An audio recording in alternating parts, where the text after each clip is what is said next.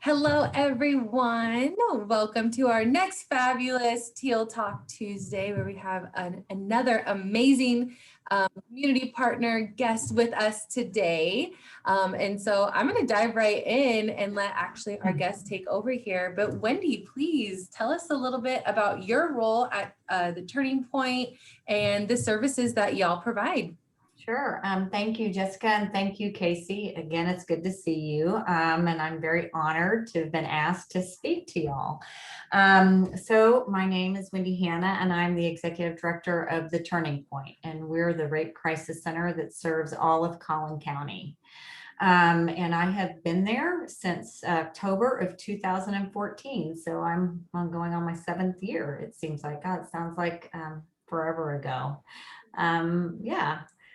And did you want me to tell a little bit about my background or how I got there? That would be awesome. Yes, I our will. students love to hear that. Okay.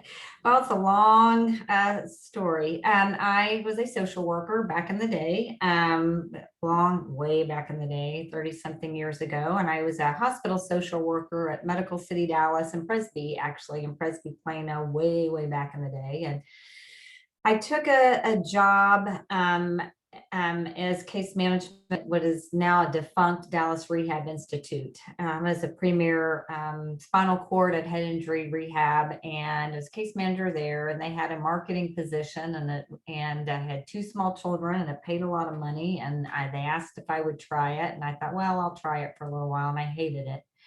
I hated it horribly. I missed work. But during my time in that job, that institution shut down. They were under federal investigation. I went on vacation and came back, and this premier institute that had just moved into a new building had shut down. So luckily the marketing had gone on to a smaller company, and she called me and offered me a job. So I didn't have a job. I went to work, and the rest is history. I just started kind of doing the business side of operations and billing for several rehab companies, and kind of really got out of social work, let my license kind of lapse. I just kind of just kept moving up or moving over, and ended up in hospital administration. And that was where I spent the last 13 years. So I was the director of ambulatory operations for Children's Medical Center, and opening all of their offsite locations like Plano and South Lake, and a couple Dallas locations. So I that was a wonderful job. I loved it. It was a very forward facing, very high demand job, worked all the time, never had a life, and taught me a lot of skills. And my children grew up like y'all. They're probably your age, and they went on to their own lives. And my daughter got her master's in social work at UTA in that program, and she's now a counselor in Australia. And my son moved to California, and I was alone and living in a big house, thinking, is this really how I want to spend my life, having no life, and didn't know anything about self-care. You work a lot of, 24 hours. And so I just quit my job. Didn't have anything to do. I had some money saved, a lot of vacation, and I took some fabulous trips, and then came back to reality and said, I got to work. And I knew I wanted to be a social worker, but I wasn't licensed. That's not something that was going to sustain me at that point. And so I always wanted to be an executive director of a nonprofit. Oddly enough, when I was in school, that's what I wanted to do. I wanted to be on the administrative side of that. I've worked with the Children's Advocacy Center. I've been on their board, and I work with this homeless mission. And so I kind of knew that's where my heart was. And so I started looking for jobs in that area. And my daughter actually was doing her practicum placement at the time at Hope's Door New Beginnings, which is the women's shelter or in domestic violence shelter in Collin County. And Amy Jones, the then clinical director of the Turning Point, was giving a talk, and they were looking for an executive director. And my daughter called me, and she gave Amy my card or my number, and the rest is history. And I didn't know anything about this space. I didn't work with sexual violence, or all of my work had been in children's advocacy or homeless work. And so it was new to me. Oddly enough, I'm a woman, and I'm support women's rights and movement issues, and especially legislatively. And so it was very compelling and interesting, but I really thought, the first year was rough. Like, what am I doing here? Like, I don't have the expertise these people need.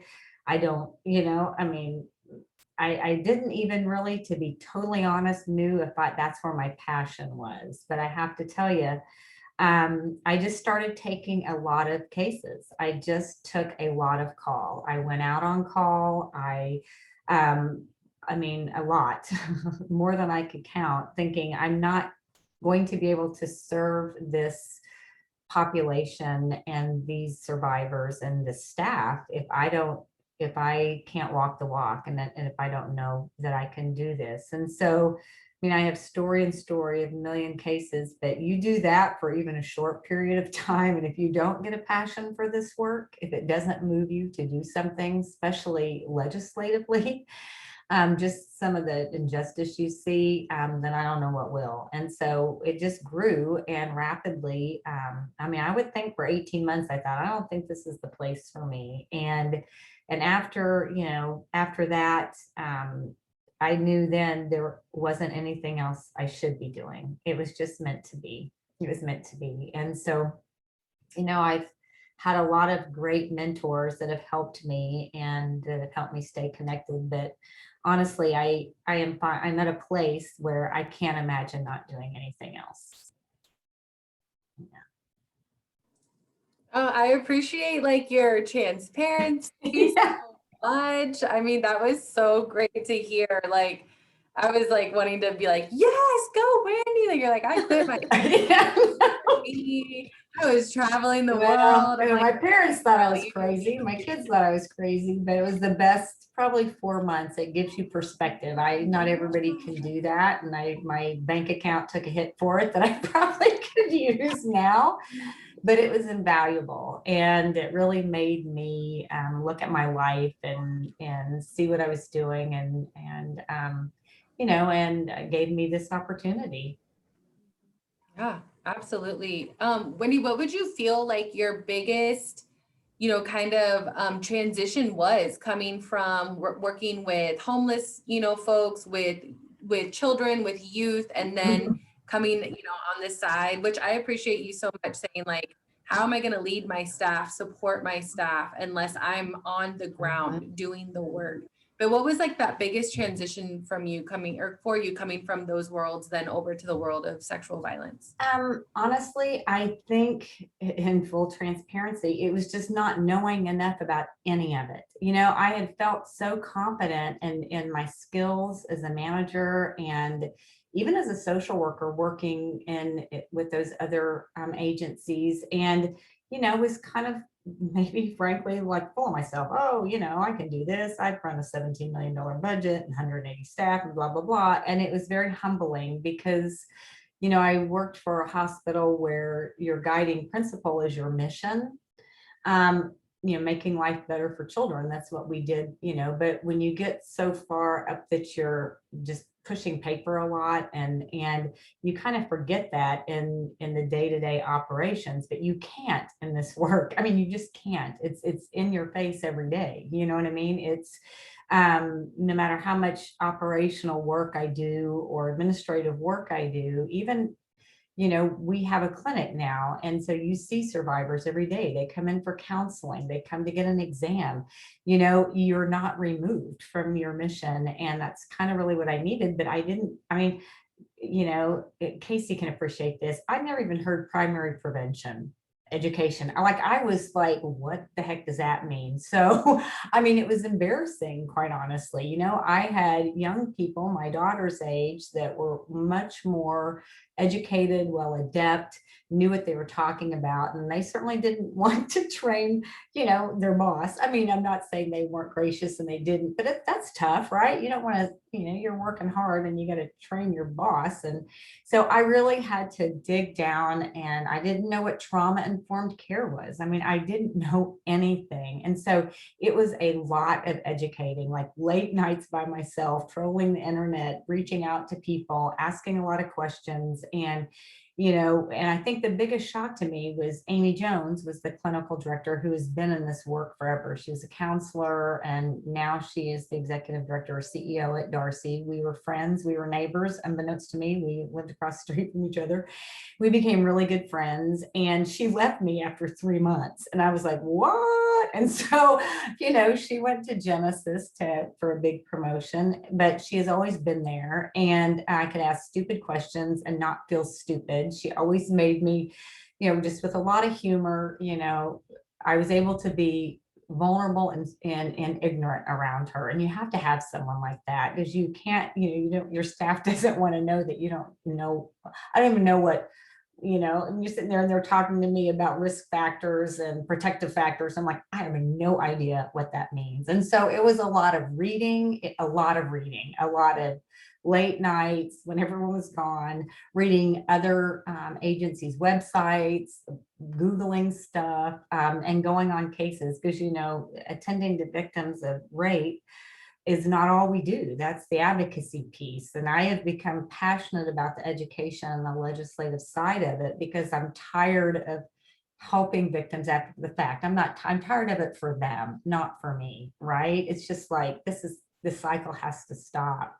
And so it was several years before I could appreciate that education piece of that, but just having people to ask and sticking with it. There's something to be said. I wanted to quit so many times, just not because I didn't have a passion for it, but I just felt ill prepared to serve victims of this crime and educate the community. And so you just have to stick with it. But I knew in my gut, if not me, then who? You know what I mean? If not me, because I'm determined and I will work hard, and I do have it. When I get a passion for something, I'm lit. You know what I mean? And so and a wise advocate I had one time, who I'm still in contact with, again, 30 years younger than me, who I still stay in contact with, said that to me one time. She just looked at me, and, I was, upset about, something that, the struggle. And again, Casey knows this, of keeping volunteers engaged. It's hard work in this line of work, just because, one, it's hard work, but two, it's not a volunteer gig where everybody bonds and you don't see each other. You're taking shifts and you're going out in the middle of the night alone with a nurse and a victim. You don't have this protective group around you. And I was really frustrated. And I said, well, all of these people have, and she just looked at me and she said, to have passion really is to live and breathe it. They're not living and breathing it. I mean, you're living and breathe it. You gotta live and breathe it, and it consumes you. That's what having passion is. And I felt that way. I felt like I finally kind of, like I just couldn't stop. But it took sticking with it, just sticking with it, not giving up time and time again. Yeah. And knowing I'm never gonna know it all, I'm just never gonna know it all. Thank you so much for sharing. And I definitely, I know what it is when, you have the turnover, and then how do I keep people engaged? And you're so right that with volunteering at a rape crisis center, like, there isn't that community piece as much. You have the people that you go through training, right. But then you're on your own. When you're on, like, there's not 7 people on the hotline there to also support. Right. I mean, I thought that, I thought there was like a little bank of time of days, like, a call center. No. Nope. Well, and I really appreciate you speaking to the fact that, like, you had Amy as a mentor and like someone that you could just be vulnerable around to help guide you, but also taking on that education piece for yourself of seeking out the information, and realizing, like, it's not on my staff necessarily, like, to train me, right, to be leading them, and taking that on, but then also, having people that you've got invaluable wisdom from, that you acknowledge are younger than you or have been in the field or just know the information. And so I think sometimes we have an idea of who we can learn from, but really you can learn from anyone. Given point in time. And I remember you going out to so many calls. Like, I remember you were going out to so many hospital calls, middle of the Right, absolutely. So I really appreciate that you've done the Mhm. services part because it's important when working with survivors. Yeah, and I still do, you know, I mean, January through March is difficult because I'm the grant writer and I do all of that work and we have a lot of grants, but I still try to take holidays mainly to give staff a break, and I'm single. I don't, you know, my kids aren't here. And I just think that's important. I'll never stop doing that because it just keeps you connected to what you're doing. You know, it drives you harder when you see it, you know? Mhm. And kind of going to, I know you had mentioned like, I didn't even know what primary prevention is. And speaking to that for anybody who is watches, primary prevention is essentially saying, okay, we notice that people are falling in this river, are drowning. Like we notice that sexual violence is happening. It's not a matter of if, it's when. We know it's prevalent in our community, but like, why are people experiencing this over and over again? And so how do we actually get on the front end of it and prevent it and work towards a nonviolent Right. culture?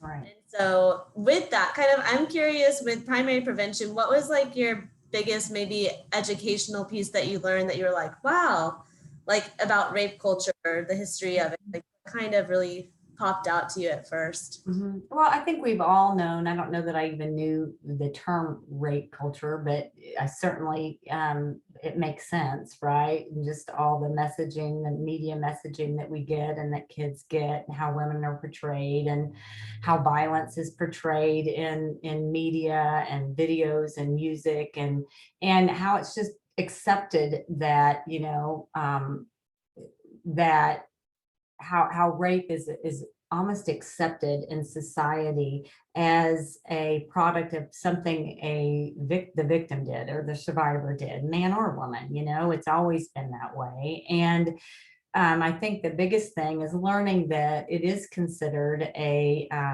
public health issue, a huge public health issue by the Centers for Disease Control, and how they really have a, you know, some guidance as to how you treat public health issues and what that looks like. And so, you know, we, and, you know, as we work with Darcy Dallas Area Rape Crisis Center, you know, we do not have, there's federal funds for primary prevention that comes through the feds and is administered through our state governor's office.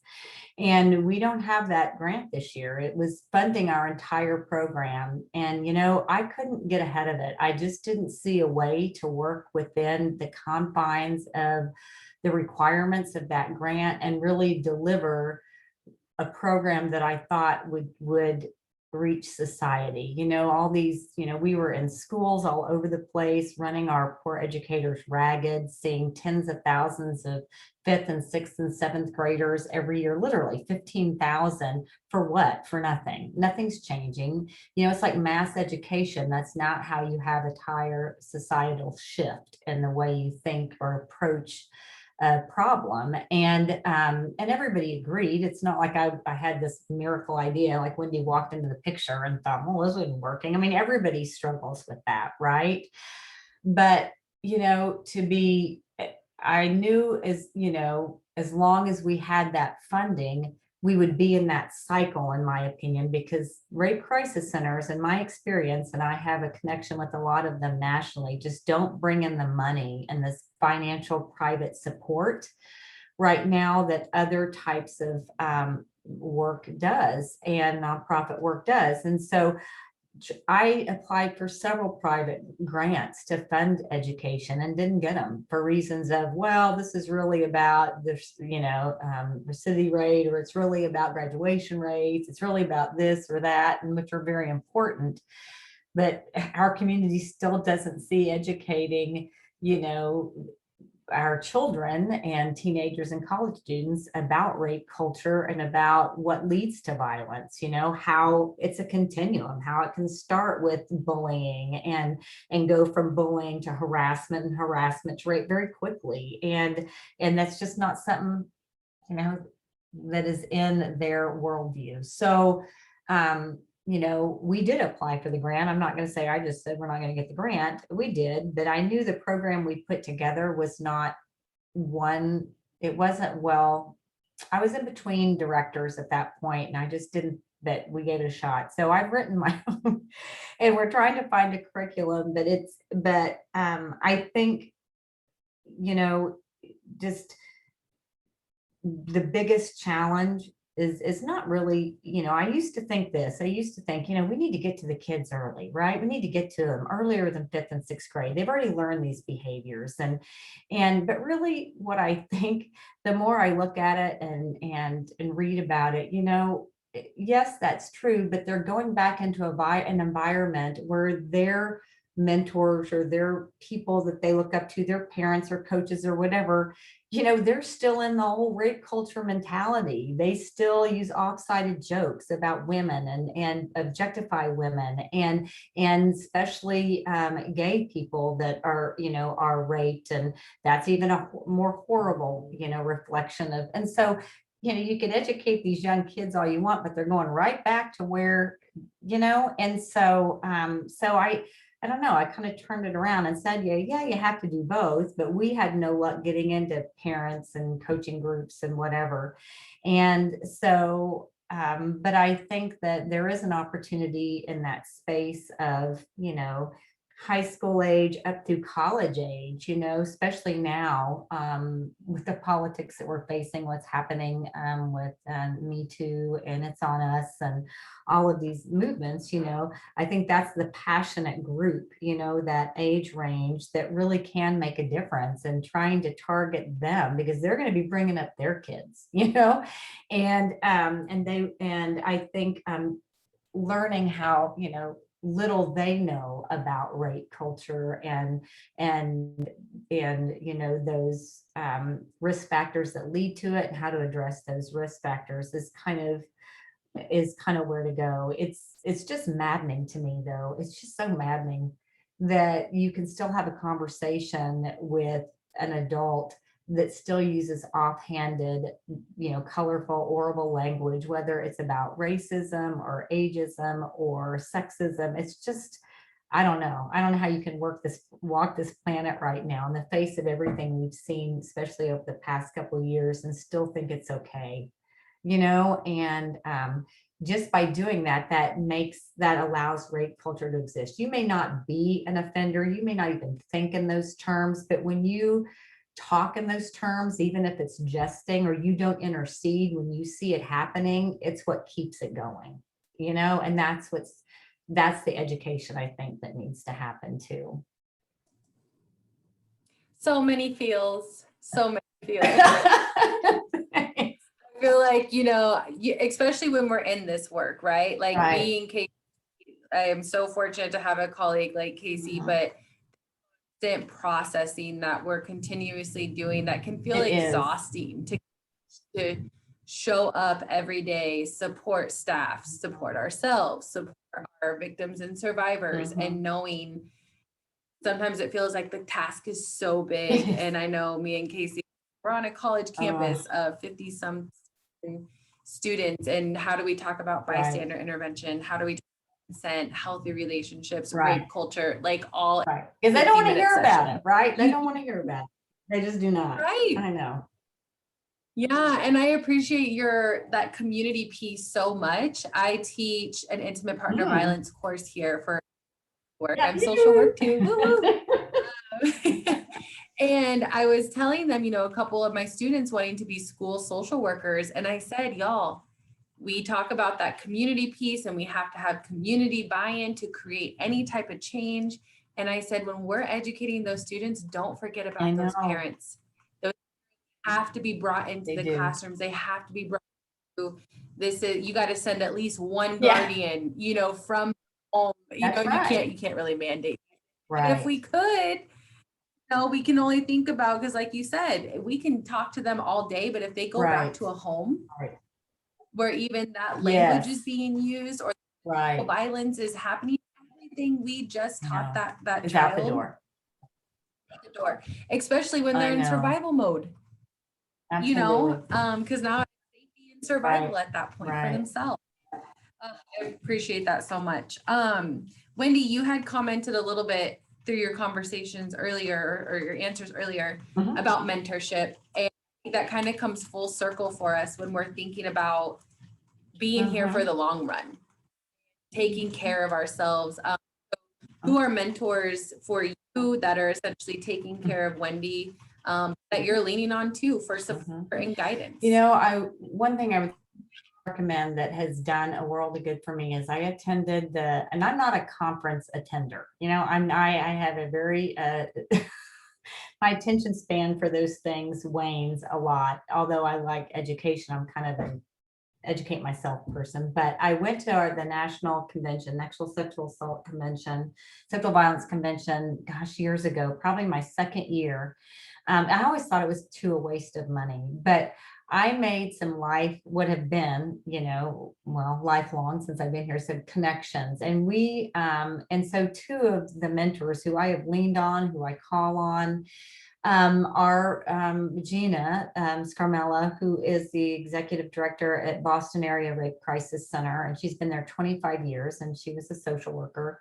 And Sandra Miller, who's with the Cleveland Crisis Center. I mean, I could name Monique and Indira, Kim, but you know, getting outside of your little world where you live, your little bubble, you know, and seeing what happens other places has been invaluable, because, you know, you only know what you know, and you only know what's going on in our legislature, what's going on locally. And we're in a very, not in Dallas, Collin County. I don't live in Collin County, but it is a very conservative area, right?